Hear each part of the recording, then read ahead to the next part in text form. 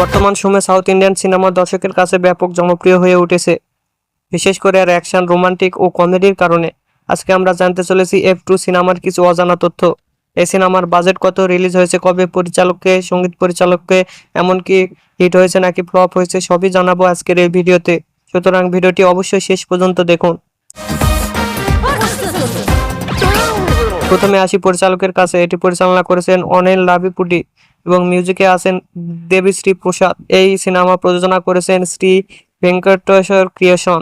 অভিনয় করেছেন ভেঙ্কট, বরুণ তেজ, তামান্না ভাটিয়া সহ আরও অনেকে। এটি 12 জানুয়ারি 2019 সালে তেলুগু ভাষায় মুক্তি পায়। এই সিনেমার বাজেট প্রায় 30 কোটির মতো। এটি বিশ্বব্যাপী আয় করেছে 137 কোটি। সেই সাথে সিনেমাটি ব্লকবাস্টার উপাধি পায়।